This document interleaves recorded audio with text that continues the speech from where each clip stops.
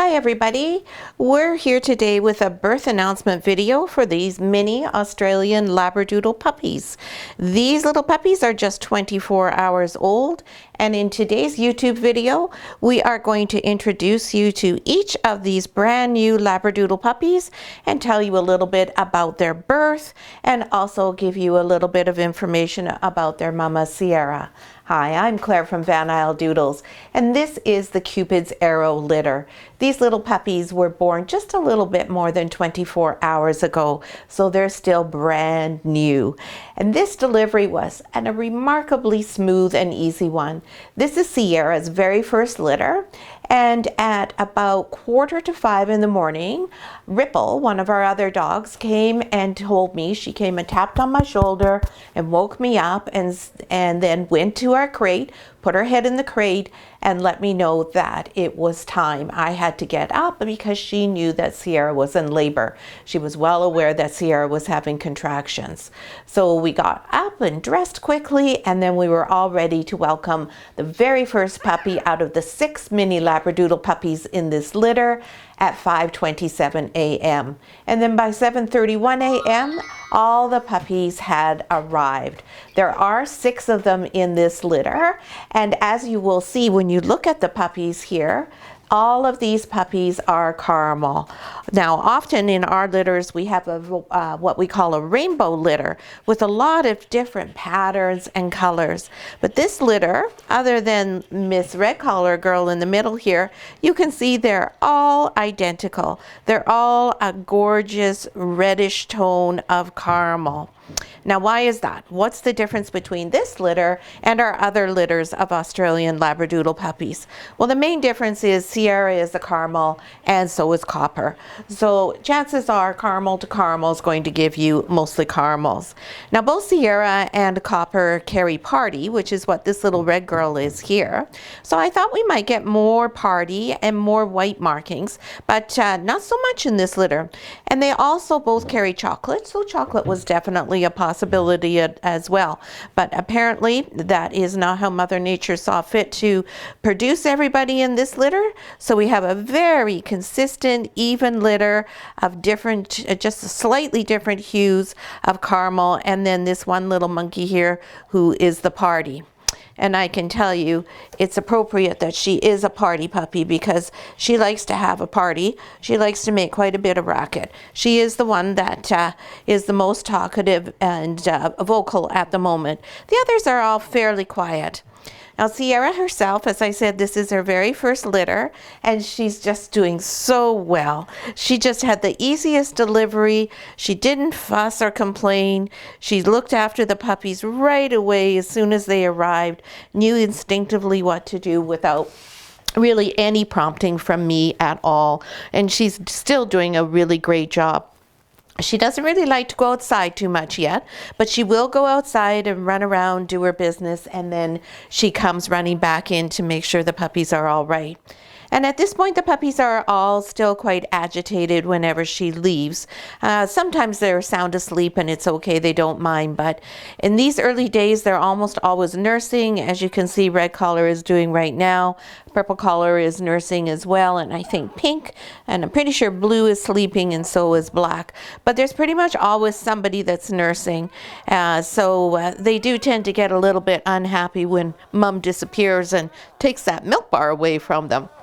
Sierra is doing all right in the milk production department. We are feeding her a diet of raw food, of course, and she also is having quite a lot of tripe added to that diet. And we also mix in some puppy kibble with that, just to give her some carbohydrates. Now, why do we do that? Because you hear me talking all the time about how dogs don't really need starch and it really isn't that great for them. Well, the reason why we do that when they're lactating is you do need those carbohydrates in order to be able to produce enough milk. And it also protects the mom from not developing eclampsia. That's the last thing we want to have happen. So we also give Mom supplements throughout the day of calcium, and we give her different ones so that it's always mixed with vitamin D and phosphorus and other things. Vitamin K is one of them, to ensure that the calcium is able to be absorbed and properly utilized by her. There's a lot of calcium going out in this little lady right now with these 6 hungry mouths to feed. So it's important that we give her a really good supply of calcium. We're not giving her any fresh bones just yet. She doesn't want to leave the whelping box to eat, so everything is fed to her in the box. So right now I like to have everything in the dish where it's contained, and we don't have bones going around the whelping area where the puppies are likely to be stepping. We try to keep everything as very clean as possible for the first little while their immune systems are still just so young and just developing. So today in the video, we're just going to tell you briefly about each of the puppies. Now, Sierra, as I said, is a first-time mom. She may not be too happy with me picking the puppies up. If that upsets her, we will just point them out rather than actually picking them up. It's really important for Sierra and the puppies to be calm and happy and not stressed. Whatever Sierra's feeling goes right through the milk bar and down to the puppies. And we want to be sure that those puppies are having the most calm and lovely atmosphere as possible.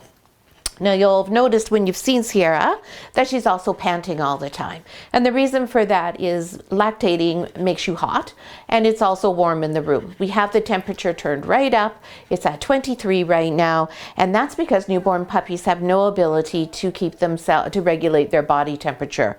So it's important that the environment that they're in is warm and comfortable, so they're not expending any effort on trying to just basically survive. We try to make sure that everything they need is here. And also the surface that they're on, you'll see that it's really flat, and it has a lot of, it pills a bit. And what it is it's a special carpet. It has a sticky back so that Sierra can't dig it up very easily, because moms like to dig things up and cover their puppies up. They also sometimes like to have a cover over the top of the box. That's what they would do instinctively were they delivering their puppies outside, is they would have an area where the puppies were going to be safe from any predators and they couldn't be easily seen from above ground. So when the puppies are wrapped up, they can become separated from mom really easily. I always worry that they might not be able to breathe well. And the worst thing that can happen is we come in, that's mostly me, and I don't know there's one where it's rolled up and I step on it. So that's the reason for the sticky back on this. And the other reason it's kind of a rougher surface is you'll see the puppies who are nursing, their hind legs are underneath them. Now, occasionally you'll see me pushing Perpe collars back in just now when he was nursing, and his legs were more out like this in a frog position. We know now, as breeders, that for Labradoodle puppies and indeed all little puppies, that puts a strain on their hips and on the joints, and that's not something we want to do. If Sierra had built a nest out in the outdoors to have the puppies, it would be in a concave shape. She would have dug like a bowl, and it would be a dirt floor that they would be on. And that concave shape, she would lie down here, forces the puppies down, easier for them to attach to the milk bar when they're nursing, and it also keeps the pressure off of those hind limbs. So we don't have a concave area, but we try to make it as close to that and mimic it to be as natural as possible. Because after years and years of study, breeders have learned through all of the scientific research that hip dysplasia is just 20% genetic. Otherwise, it's all environmental. So it's really important that as breeders of Labradoodle puppies, we start right from day one creating an environment that is safe and protects those puppies' very fragile joints and hips. So now enough about all that. I know you're all waiting to meet the puppies and probably don't care about any of that. So what we're going to do for this video, as we do for all of our videos, is go through the puppies in birth order. And for every video that we do, that's how we will do it. So the firstborn puppy in this litter is Blue Collar. Hello, babe. And we'll just see now what Sierra thinks. Oh, good. She doesn't seem to mind. This is a little boy, and he is a beautiful dark red caramel color. Now these puppies, when they are red, all dogs who are red, they do tend to fade a little bit. So this beautiful rich dark color that he has right now may lighten even before it's time for him to go home, and it will lighten over time as he gets a little bit older. Hello, cutie. So you can see it's just all very uniform, beautiful shade, and already with the little puppies, we're starting to turn them over just for a second, give them a quick touch on their tummy, and look at, he'll show you his cute little tail lights, little bit of white on the pads of his feet. So Mr. Blue Collar was the first one born at 5:27 a.m. and he weighed in at 234 grams. Here you go, Mr. Blue. Next up was Purple Collar. Now Purple Collar has the most white markings out of all of the puppies in this litter.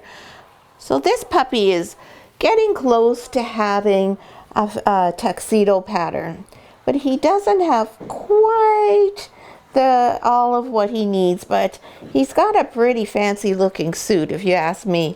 So for the tuxedo, we have the white on the head, and normally we would have white around the collar, right around his neck.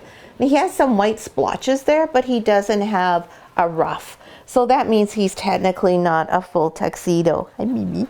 But he does have beautiful white on his nose, a ton of white on his chest, and then the white up his legs. Almost like phantom markings, except for these are white. This little guy is not quite as red, as you can see, as his brother Blue Collar. And you'll see me always bringing the puppies to my face. That's partly so they learn what I smell like. They can smell my breath, and I put them in my neck a lot. They get to know what I smell like. They know I'm warm, and it sinks into their brain that this is hopefully they think, oh, this is a nice person. This is where I'm safe, because we want them always to associate being handled with something positive. And then we do the upside down, little bit of a tummy rub, and you can see these puppies are so calm, and that is thanks to Mama Sierra, and it's also in part to Copper's lovely gentlemanly demeanor. Copper is a very sweet, quiet, and calm boy. Now, Mr. Purple Collar was born at 5:56 a.m. and he weighed in at 285 grams. He is the biggest puppy in the litter at this point in time. So that's Mr. Perpe. There you go, buddy. I'll just put you back in here. There you go. Oh yeah, he's always hungry. No matter what, he's always looking for something.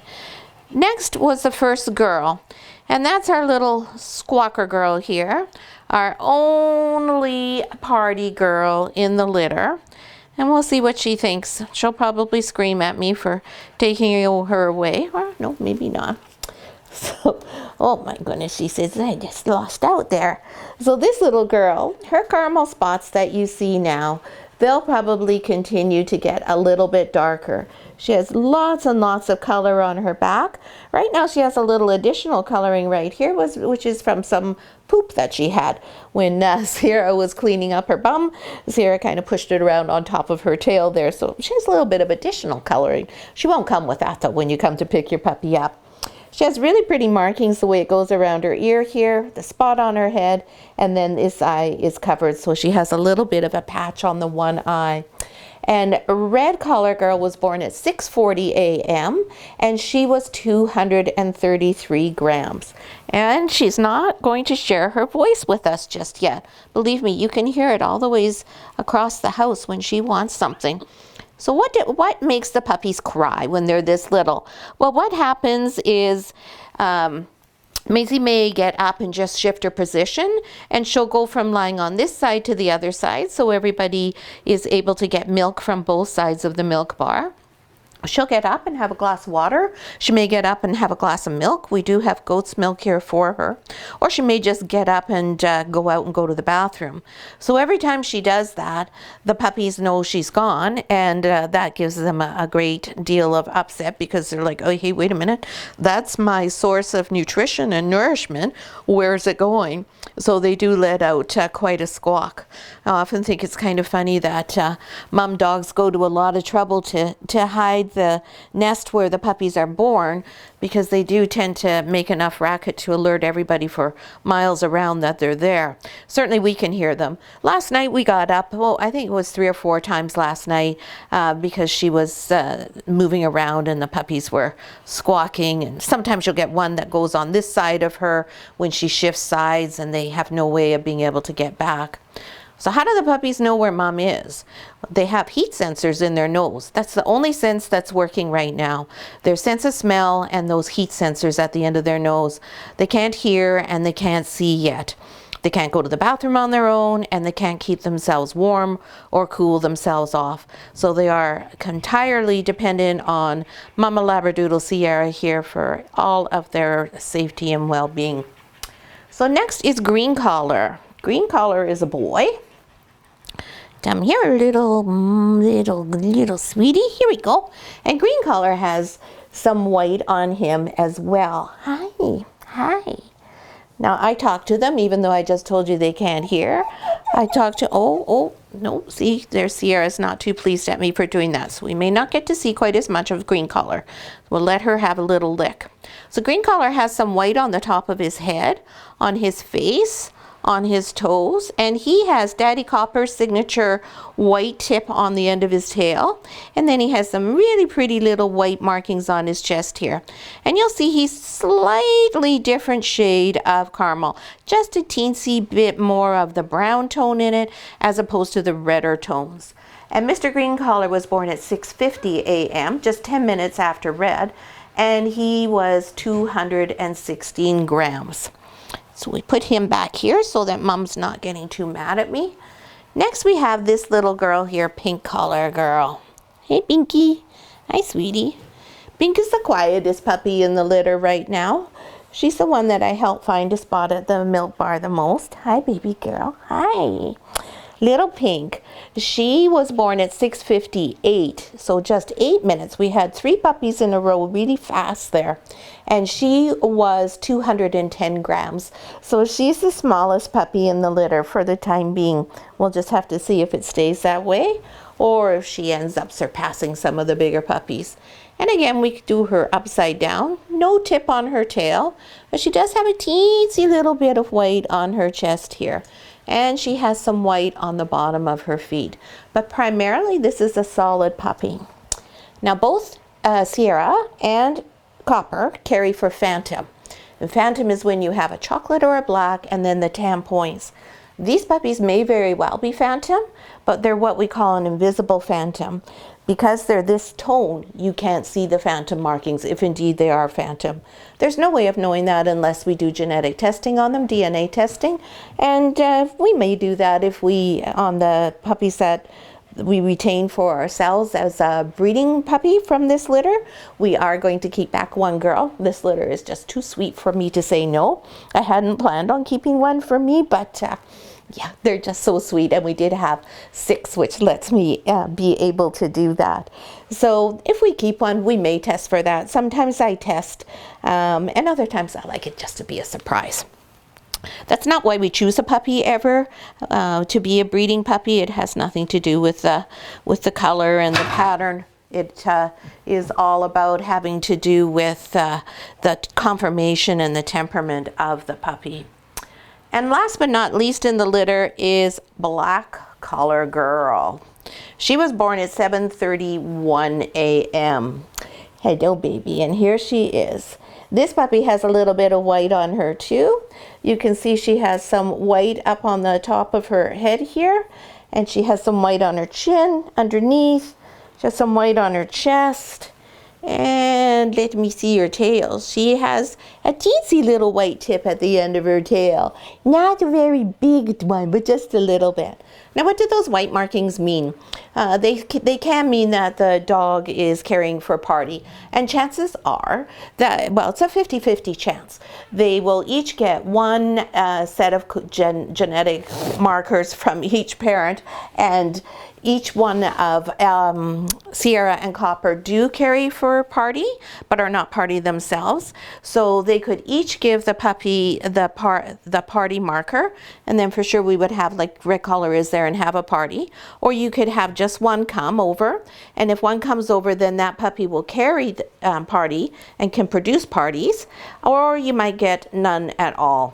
And just because they have white does not mean necessarily that they are a party carrier. But when they have the white tip on the tail, especially when you have a good sized one here like on Purple Collar, then generally speaking, that's a really good indication that that dog is definitely caring for party. Now, Miss Black Collar Girl, she weighed 242 grams when she was born. So she is the second largest puppy. The biggest puppy is Purple, the male, this one here, and then Black is the second largest. It's not too often we have our last puppy as one of the bigger puppies, but it does happen. So that's all 6 of the mini Labradoodle puppies that we have from our Cupid's Arrow litter. And like I said, everyone is doing very nicely. They're all settling in well. And Sierra, we couldn't be more proud of Sierra and what a fantastic job she's doing as a mama Labradoodle for us. So we'll continue to have updates for this litter on YouTube. And those will be, the next time we do one will be when the puppies open their eyes in a couple of weeks. And then we'll do another one when they move on to solid food. Then we'll have our puppy family visit via Zoom, and then we will have an allocation litter. And if anything else of any significance occurs, then we will throw in a bonus video there as we are able to have time to do that. So I hope you enjoyed watching this video. If you have any questions at all about Labradoodles, puppies, nutrition, anything, please feel free to post them in the comments. I'm more than happy to always be talking about Labradoodles. And if you enjoyed the video and you have time, give us a thumbs up. We'd really appreciate it. And thanks so much for watching. She's a good girl. She's such a good girl. Yes.